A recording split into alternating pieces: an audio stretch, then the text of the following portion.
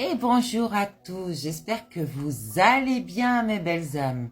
Alors aujourd'hui, je voudrais parler de quelque chose qui fait peur à bon nombre d'entre vous, d'accord? Mais il faut penser que c'est quelque chose qui est bon, c'est notre véritable nature, je le répète encore, je vous parle du vaudou. C'est une tradition spirituelle qui est très riche et complexe, ça c'est clair. C'est pour ça que je vous dis, il faut vous connaître à fond. Vous allez comprendre pourquoi.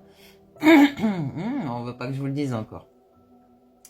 C'est quelque chose ici qui trouve ses racines en Afrique de l'Ouest, d'accord, qui s'est propagé notamment dans les Caraïbes, en Amérique du Nord et en Amérique du Sud. Et j'allais dire, c'est grâce à la diaspora africaine.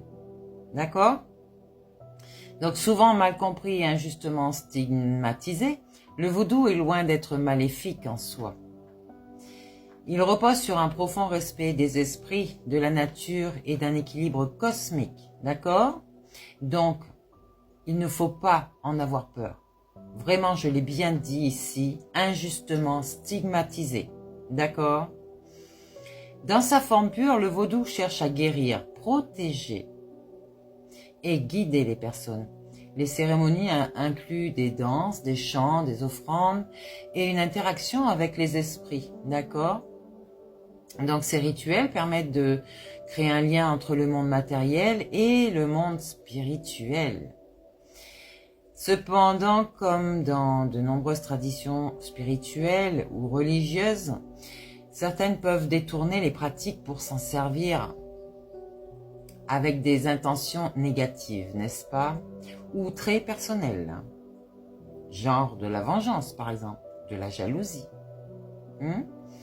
Donc, ces gens-là exploitent les forces obscures. Mais ça s'appelle toujours du vaudou. C'est là que réside l'aspect maléfique auquel vous faites allusion, d'accord? Mais ce n'est pas propre au vaudou, vraiment. Ça peut se traduire dans n'importe quelle tradition. Pourquoi j'ai dit tradition? Il y a addiction dedans en même temps.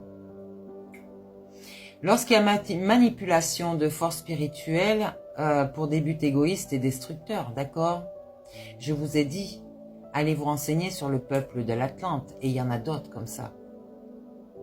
On ne se sert pas de sa puissance pour avoir le pouvoir.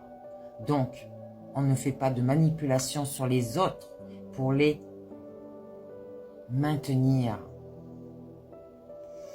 On peut parler du chamanisme et de l'occultisme ici. Ils partagent parfois des points communs avec le vaudou, c'est clair, notamment dans leur interaction avec le monde spirituel et leur quête de connaissance des mystères de l'univers, n'est-ce pas? Mais le chamanisme en particulier vise souvent à équilibrer les énergies entre l'homme et la nature pour le bien-être collectif. D'accord? Pourtant, l'occultisme, pourquoi auscultisme? Il y a des personnes qui devraient se faire ausculter par des praticiens chamaniques parce que ils ont été maraboutés. Alors ça, c'est encore autre chose. Je parlais de l'occultisme. Peut inclure des pratiques plus controversées selon son utilisation. Donc, mes guides me font passer des messages en même temps que je suis en train de vous enseigner. On vous dit, ici, il y a des personnes qui sont vraiment maraboutées. On leur a mis des choses négatives sur eux. Donc, mes belles âmes, je vous incite au nettoyage. Épurez votre karma, épurez tout ce qui est sur votre corps.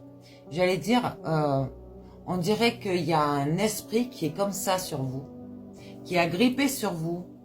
Et ces esprits ici tournent autour de vous, mais ils vous empêchent de de vous régénérer. Ouais. Donc, moi, par exemple, je suis sans arrêt en train de rêver. Et il y a souvent des choses qui me réveillent dans la nuit. Mais c'est pas le maraboutage. C'est pas le maraboutage. C'est moi-même. C'est mon double énergétique qui me dit, attention Valérie, regarde ce qui va t'arriver. Regarde les gens qui sont en train de te faire ça. Regarde, je te montre. Mais certains d'entre vous ont été vraiment maraboutés. Faites attention à ça.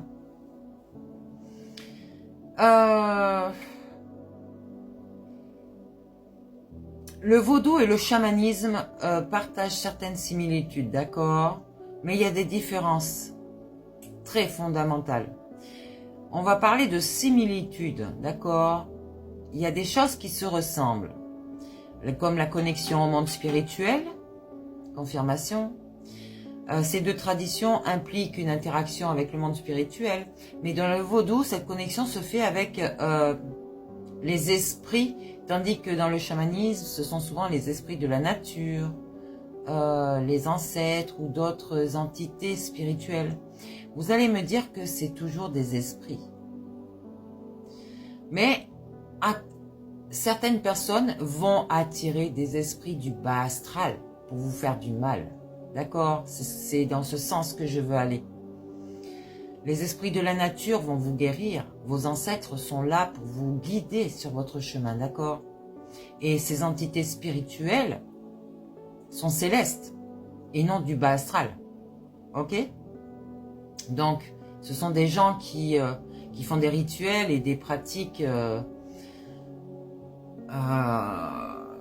avec des cérémonies qui vont parfois même avec des offrandes, mais des offrandes qui ne sont pas gratuites. Parce que forcément, danser avec le diable, vous allez payer un jour. Vous faites le mal. Votre propre double énergétique, j'allais dire carrément votre propre âme, va faire des choses pour que vous regardiez votre vérité en face. Il y a une importance de la communauté ici. Ces traditions ne sont pas seulement individuelles, elles jouent un rôle crucial dans la cohésion sociale et bien-être des communautés. D'accord? Donc, on parle des vrais chamans. Ok? Enfin, ce sont des chamans aussi, mais qui sont dans l'obscur. D'accord?